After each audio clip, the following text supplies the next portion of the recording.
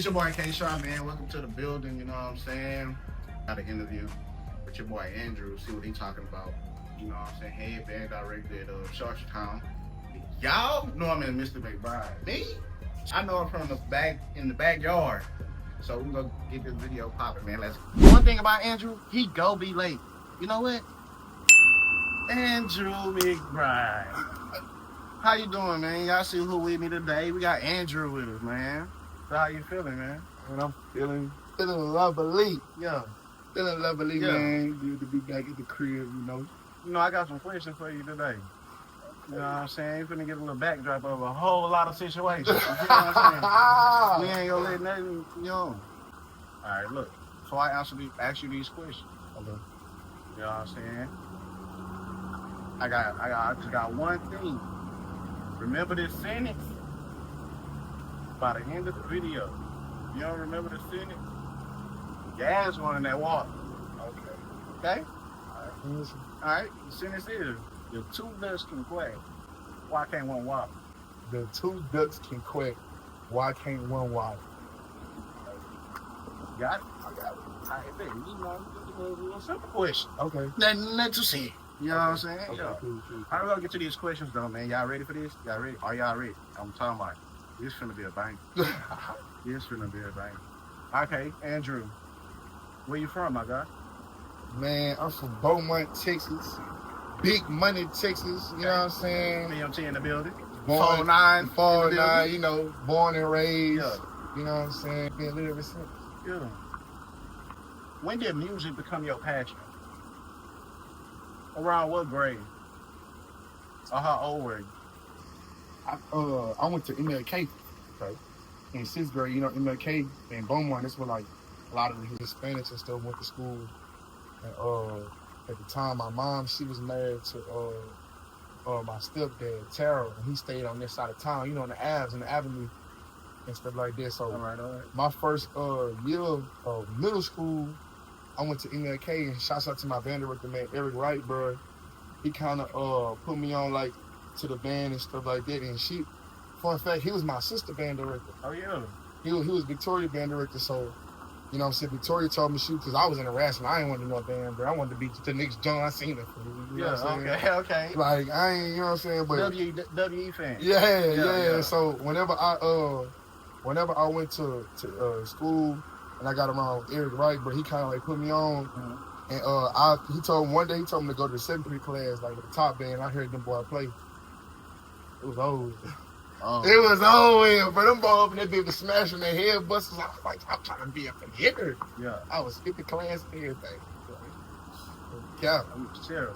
Oh, Man, you was a headache. we not even gonna get into that. You know what I'm saying? But yeah. What was the first instrument you picked up? My 6th grade year, my band director, he looked at me, he was like, son, you got some big ass lips. We gonna put you on the tuba.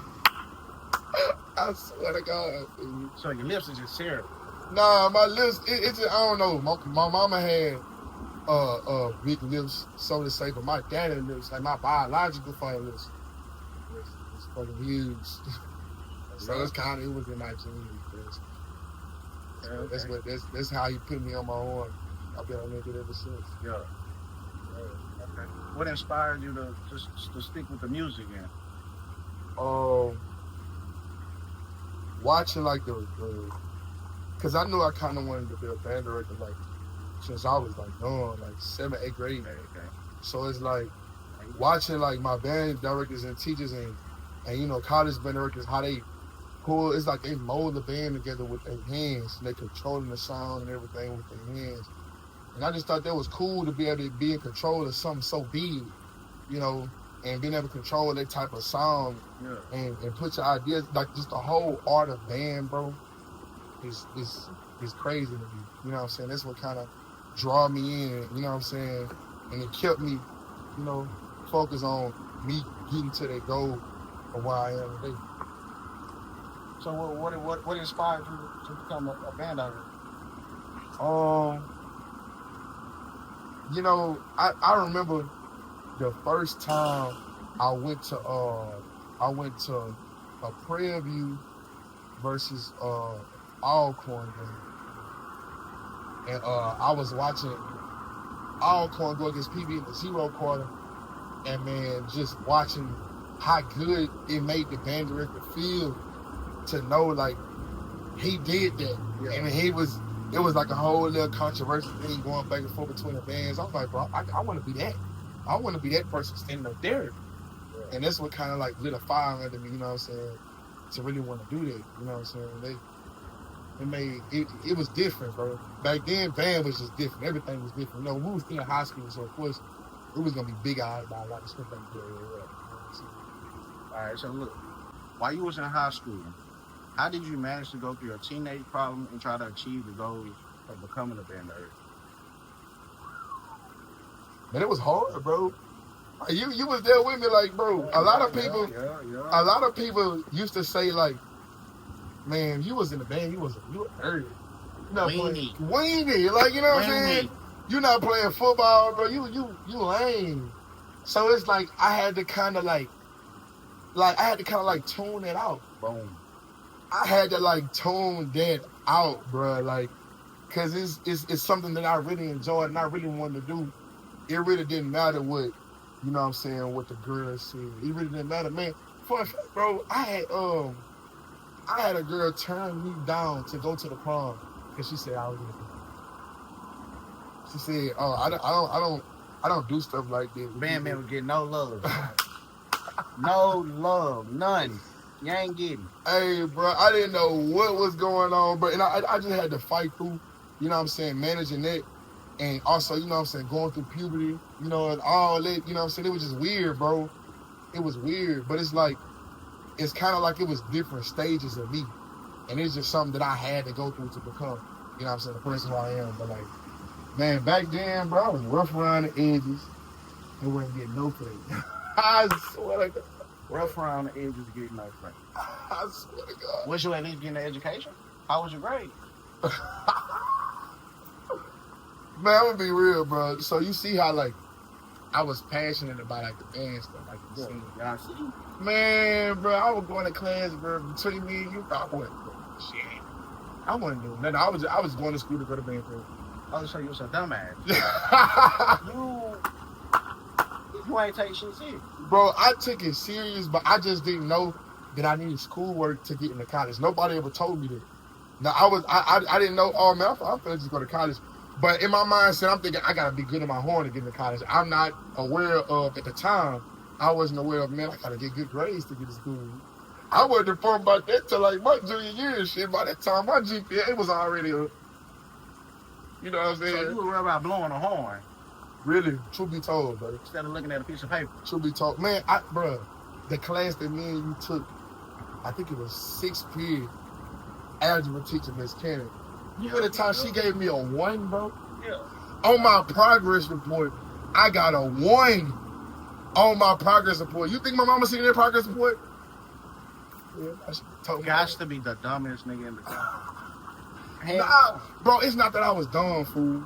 Let's clear this conspiracy up for everybody be thinking I'd be stupid. I wasn't dumb, bro. I just didn't care enough about the studies, you know what I'm saying? I didn't really start to appreciate it. I didn't really care about that, to be honest, because I really wanted to be a band director. But yeah, bro, I think I was the first person in history to ever get a 1 in the algebra club. That's actually insane.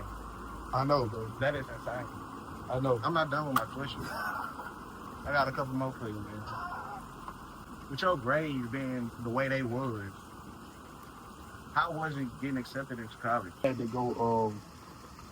had to go through this program at Alcorn called Summer Development because my GPA was so low graduating high school. I don't know how I graduated, to be honest. But Summer Development started like a month before graduation. So whenever I got to the end of my senior year, I was already at Alcorn doing classes. I moved into my dorm like a month before I actually had to graduate. And I think, I never knew this, but my old band director told me, Mr. Trice, shouts out to Mr. Trice, he told me after I graduated, he was like, man, you weren't going to graduate, but your mama went up there to talk to Miss Harris, my science teacher, and she ended up giving me a 70 so I can pass, so I can get my diploma. Then she talked to the people and stuff like that. and I end up graduating. And still, the crazy part about it is my mama did all that, and I told her I didn't even want to walk. My mama said, "You got me." The phone. She came all the way back to Mississippi, came, got my ass so I can walk across the stage, and I went back to Mississippi so that I could pass the actual courses in the summer development program. Then I could get admitted. See, I wasn't even admitted into Alcorn. I had to do that to get into Alcorn. So I was just on the whole. Think about it, that time I wasn't taking school serious. I had to buckle down and really like just get into my studies for real. I had to get my bag for real. That's how bad I wanted it, bro. For real. So you started grinding. I had to. It wasn't no other option, bro. It was either that or the military. So and I wasn't going to the army. It was over. So that's what motivated you. The army was just not the right answer. Yeah, it wasn't. It wasn't even an option. It wasn't even an answer. It was no way. So your freshman year at Alcorn, what was how did you like? Man, it was something, right? Being away from moms, like actually getting the news and getting to school, moving into my dorm room, being away from moms, bro, just having all the food at your fingertips. Yeah. You ain't gotta, you know what I'm saying, worry about, get up, it's time to go to class. You do what you want to do. Yeah. And some of the scenes and some of those instincts, bro, it'll mess up a lot of people. Like, a lot of people get into college and get the tripping, you know what I'm saying? But for me, bro, it was just overwhelming. You know what I'm saying? It wasn't really overwhelming. It was a new, different type of vibe. I really enjoyed myself, to be honest, bro. But yeah, bro, I met my crab brothers and shit like that. Like, that was different, bro. It was a different type of family, a different type of love, bro. The parties was stupid. Oh my! I almost got shot at my first college. What's up, you win? I almost got shot at that. I'm telling you, bro. First college party, it was crazy, bro. But man, it was a time, bro. It was a time. It was a time to be alive, bro. Yeah. I promise you. So besides that, the party, how was the band culture from transitioning from high school to college on your freshman year? How was it was different because in high school it's more micromanaged, and I feel like also in high school, you gotta look, and sound a specific type of way. You know what I'm saying? In college, you got UIL and stuff we was worried about, concert and sight reading. So we really didn't give a chance to really just have an aggression due to the demographics of where we was from. We was from Beaumont, like, it was like, we gotta look and sound like, they let us turn up every now and then, but we gotta look and sound like this. Yeah. Versus the average kid from New Orleans, they getting the sweat, the energy from their band director because that's just what they do. You know what I'm saying? And that's another reason why I became a band director, because I wanted to be the other type of band director. You know what I'm saying? So from there to college, bro, it was like a whole culture switch. Man, bro, the amount of aggression these boys played with in college, bro, I had to change my mentality. I had to change my whole. It was a whole mindset change, bro. And I thought I was good. I thought I was an exceptional to the club until I got the Alcorn. And they put shit in perspective and showed me, you thought you was here, but you're really here. Now it's time to get to here. You know what I'm saying? The vibe was smooth, and the energy was good. It sounded like at Alcorn. Yeah. What made you go to TSU? Why you switch schools? So, I crabbed at Alcorn in 2017. We finna get you some questions. We ain't cutting no short. So I crabbed at Alcorn in 2017, bro. And one of my band directors, it really wasn't even my band director. It didn't start like that. It was really like my section leader, bro. Like, it had something to do with it. Like, I went in kind of cocky, and people was noticing, like, okay, that guy from Texas can really play. Yeah. So it was like, it kind of let it get to my head, and I was doing stuff I shouldn't have been doing, saying stuff I shouldn't have been saying. And my section leader kind of like, okay, I'm finna humble you. So I never forget the first strike, at the Jackson State game.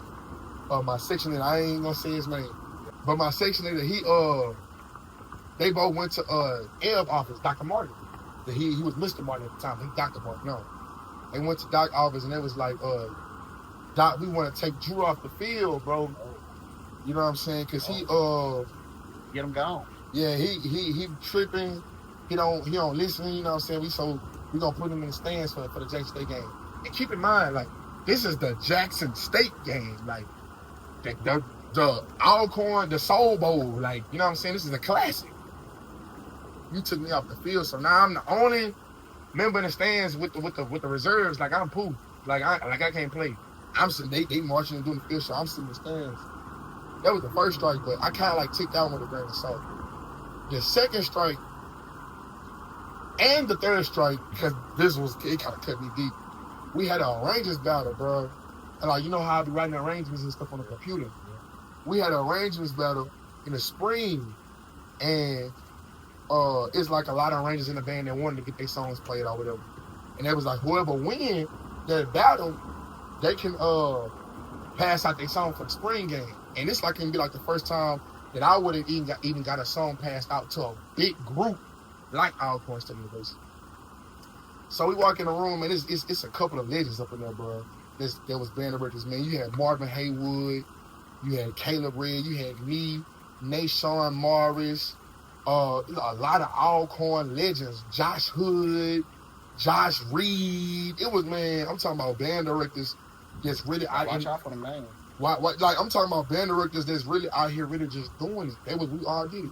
You know what I'm saying? But they let some girls on clarinet be the judges for the battle. And they were saying some stuff that really just, I don't know, it just rubbed me the wrong way, bro. And I kid you not. That next week, I was on the phone with Gil doing an audition to go to TSU. That's how mad I was. I was mad, and I held on to that. I shouldn't have did that. And in a sense, it kind of worked out in my favor, but I was mad, bro. I was mad, and I left. And the reason why I left Alcorn was to prove myself to Alcorn, if that makes sense. And I ain't never really told nobody that. Real talk, I ain't never told nobody that. Like, the reason why I left Alcorn was to prove myself to Alcorn. So you just needed to stamp your name and let them know. Honestly, yeah. If I'm being completely honest, that's what it really was. That's what it really was. So how was the vibe at TSU versus being at Alcorn? Man, it was different, bro. That was a different jump. Like, cause you know, Alcorn, it's like the country. You know, I grew up in Hillebrand, so it's like it was the country. So it's kind of like I was at home. And then the people, different type of people, different type of camaraderie and stuff. How we was doing out there in Alcorn, it was just different. Like everybody in Houston just stuck up, bro. Like everybody, I guess in Houston, they come to Houston to try to become somebody. You know what I'm saying? So I guess that was the goal, but. A lot of people, you know, I had crab brothers and crab sisters and stuff that I was cool with. You know what I'm saying? They motivated me to go to the next level, but it was just different. The party sucked because the frats at TSU always was fighting. Every party is like, you know what I'm saying? Somebody get bumped into each other. I didn't want to fight. You know what I'm saying? They run all the fees off. You know what I'm saying? So it was just like, bro, I ain't want to entertain that. Bro, I was in my bag for real with that band stuff at TSU. Yeah. So going back, so when you left TSU, you decided to go back to Alcorn. What made you want to do that? Man, if I'm being real, shit, COVID hit, bro. COVID hit, and I had too much time to just think about too much. Like if COVID would have never hit, I would have stayed in my bag. You know what I'm saying? I probably would have graduated from TSU. Wow. I probably would have graduated from TSU, honestly. But but COVID hit, man, and I was just at home a lot, sitting around, and I remember my crab brother Bocce, bro.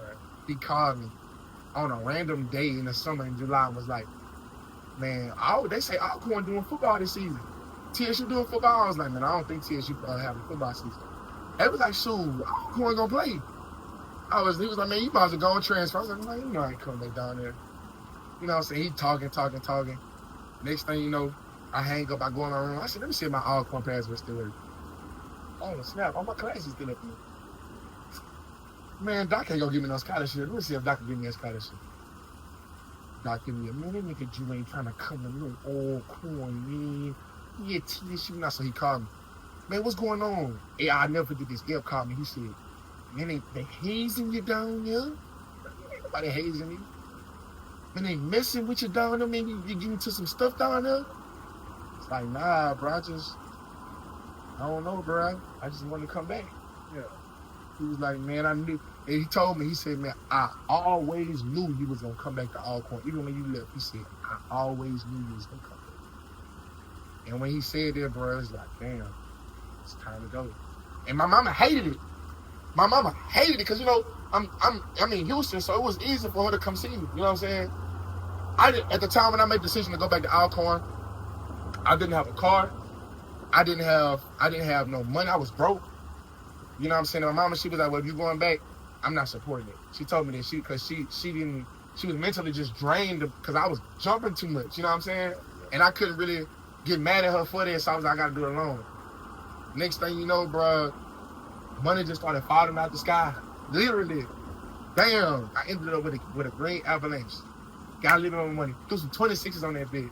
Bam. I put some 15s in the trunk. Like, I'm talking about, look. I went back to Alcorn, pulled up on the yard like I was that guy. 2020, boy. I swear to God. It was a movie, bro. It was a movie. So it was just like, bro, it was just a home pain, bro. That's really why I went back, bro. It felt like I was at home down there. So, yeah. A little deeper. You're going to get a little deeper into this situation. I hear you. We go ask this one, hey, what was your female situation like? How was your situation with the females you was talking to at Alcorn and the females you was talking to at TSU? What was the vibe? What was the vibe? Man, People want to know. Man, so in Texas Southern, like, I really ain't really dabble like this for real. Like, you know what I'm saying? I ain't, you know what I'm saying? I was kind of really in a relationship, but it was like I don't know, it was cool, bro. Because that was like one of my first, like, serious relationships for real. So it was cool, but it's like, I don't know. It was just like a timing thing with me. Like, whenever I went back to Alcorn, it was like, shoot, I had to kind of like remove myself because I didn't want to get scarred, worry about, you know, what this female doing 6 hours, 7 hours away, trying to make trips to come. Man, it was too much, bro. Like, you know what I'm saying? So, and then what was the crazy thing about it? Whenever I got my job at Jefferson County, like, I was ecstatic. That was my first. You know, you could say I was working for Alcorn or with Alcorn band stuff and stuff like that. But my first official baby, like my first job, the thing that I worked all my life for was Jefferson County. And I can remember, like, in 2020, I called her. Like, it was like the end of the semester, like November 2020, I called her and I was like, man, I got a job. She was like, wait, down there? Oh, man, I can't support that. I mean, why would I be happy about that? That mean you're not going to come back here.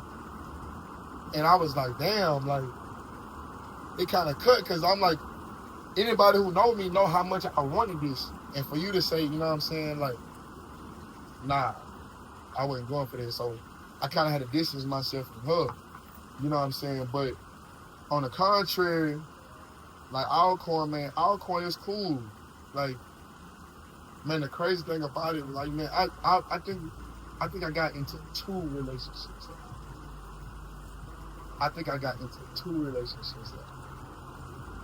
My first relationship kind of happened, like, it kind of happened, you know, spontaneously. Like, it was on some random stuff. Like, she came to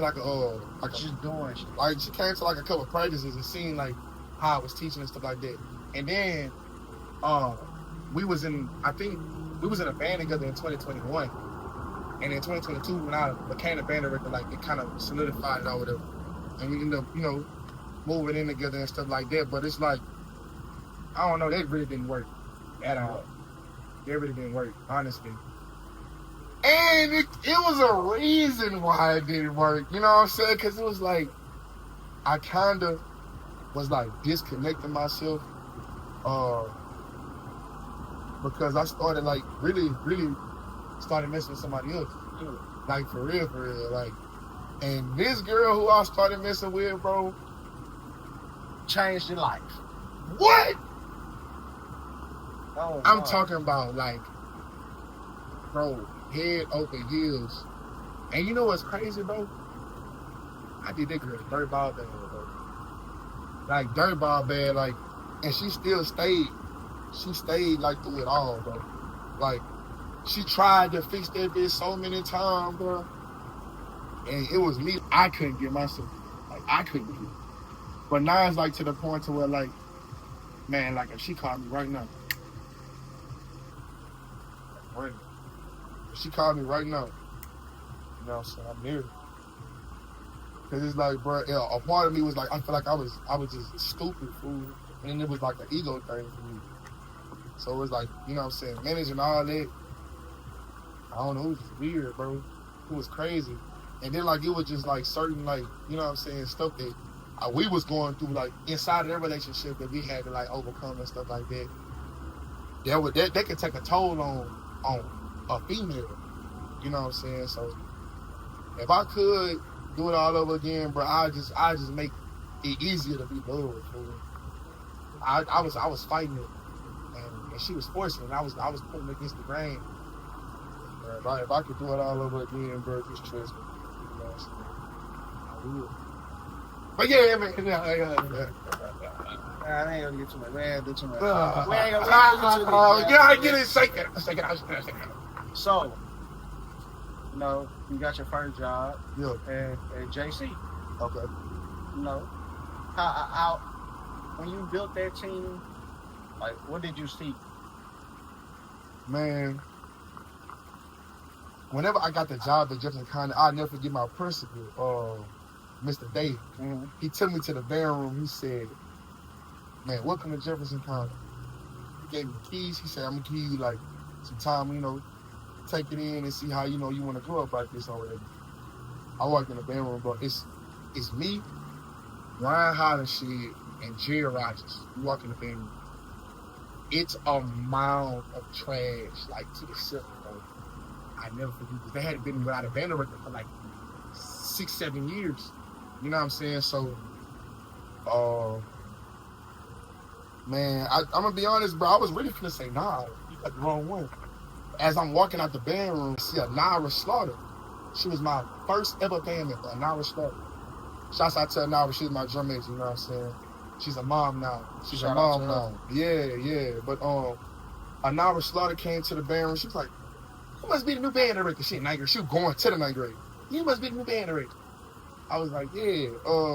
She's like, oh, well, I want to be a drum major. I said, how you gonna be a drum major? And we ain't got no band. What, you gonna march to the Bluetooth speaker? So she was like, I'm gonna go find some people. Sheila came back with Kesey, Marquise Coburn, and a couple of other folks. Then like band camp, I made a band camp flyer. And that's when I met Dez and Kid Trail and a lot of the OGs, they helped me rebuild, you know what I'm saying, JC. And they came back with Kevin King and Jay Green and Cam and all these names I'm talking about, they're at Alcorn right now. Yeah. You know what I'm saying? So it's like, it made me feel good to know that I impacted some people's lives to, you know what I'm saying, take them to the next level, bro. But building JC, bro, I came out the mud. I didn't have nothing. Nobody was helping me with nothing. Nobody didn't help me get nothing. The only person till this day, the only couple of people when I called and I asked for instruments and stuff like this so I could start a band was Dr. Everson Morton. He gave me some hand-me-downs from under the dungeon in Alcorn, and he helped me use them to get the band started. My boy Bud from Heidelberg High School, he gave me some tubas because all my tubas was broke. And when the district finally started seeing that I could actually like mold it and build something, that's when they just like dumping money into the program. I'm talking about, bro, brand new uniforms within a year. I ordered over 200 uniforms within a year. Brand new UFOs, mellows, drums, cymbals. It looked like Christmas every 2 weeks when I was over that band. It was Christmas every 2 weeks. You know what I'm saying? Then we had the battle of the bands, and now the bands getting revenue. Everybody knowing that the kids going viral on social media. Man, them kids was viral sensations, bro. Week in and week out, bro. People wanted to see what they had to say. So it was like, man, it was a beauty, bro. To have to walk away from all that, it was kind of like, damn, like, you know what I'm saying? It kind of messed me up, but it was a ride. It was definitely a ride, bro. No cap. Now that you're in Houston, what's your plans for Sharpstown? Sharpstown, man, it's gonna be something different, bro. Like, you know, Houston, they got their own type of style and how they do things, but I think I'm gonna put my flavor on it a little bit and I'm kill, steal, and destroy. Okay. Kill, steal, and destroy. Kill the performances, steal the spotlight, and destroy anybody who in our way. That's the only way it's gonna go. Okay. And man, bro, you know, just leaving my footprints is what I like to call it on everywhere. I want footprints everywhere, and I want to be able to say I influenced something everywhere I was. Everything I touched turned to gold. That's all I want to be able to say. The summer band, you know who you rolling with? Oh. You gonna be rolling with Mob? Are you rolling with Houston? We just have to wait that out, bro. I mean, you know, I'm always gonna be who's scared till the day I die. You know what I'm saying? Hashtag Mob, Christopher Little. You feel me? You know, but I don't know, bro. That we just gonna have to see. That right there, you know what I'm saying? We just gonna have to see right there. He not trying to say too much. Yeah, I ain't. We're trying to expose all that. Yeah, we can't give him too much too quick. We're trying to expose all that. Yeah. So what's some things this fall we should be expecting from you this week, McBride? You gonna see growth and a program that y'all ain't never seen before. You know, we're gonna pop out. We're gonna do a little something. I'm still on Alcorn band status. Forget what you're talking about. Forget what you heard. I'm still on that band status. You feel me? So I don't know what y'all thought. You say Alcorn just that day he died. Yeah. I have to, bro. Because that's the program that poured into me. That's the program that gave me platforms. So I ain't switching up. I drive 8 hours a week. You know what I'm saying? we're not doing it. Like, rolling back into my masters, I should be finishing my masters pretty soon and stuff like that. Once I lock that in, and you know, we got some hot stuff coming, bro. We got some hot stuff coming. I done wrote some new music. I just got the jitters. I'm just ready. I got it. You ready to go crazy. So yeah. But all this everything we done talked about today, you know what I'm saying? I appreciate you for coming. But what's your purpose? Your purpose of you doing all of this? And I want to, what the purpose is basically the thing that we talked about in the beginning of the video, man. My inspiration, bro, man. I want to be in the sweat. Okay. I want to be in that round, bro. I want to be able to go recruit kids from all different areas and mold them into my product and leave my impact on them as they go out in the real world and become, you know what I'm saying, positive human beings, bro. Like, you know what I'm saying? I want to be able to, you know what I'm saying, do that. I want to be able to, you know, be under the cameras in a big Showtime lights at the football games on Saturdays, seeing a different matchup every day. Man, the thrill of it make my hairs on my arms stand up. Like, just being in that arena, bro, with them folks, bro. Like, that's crazy, bro. I gotta get to the sweat. This is really a journey to the sweat. So yeah, bro. At the beginning of the video, I asked you. I just had one sentence you had to remember by the end of the video. If you don't, that pool, I'm talking about the pool, that's where he going. It ain't no backing down. It's at the beginning of the video, I asked you remember one sentence. I just need you to repeat that sentence for me.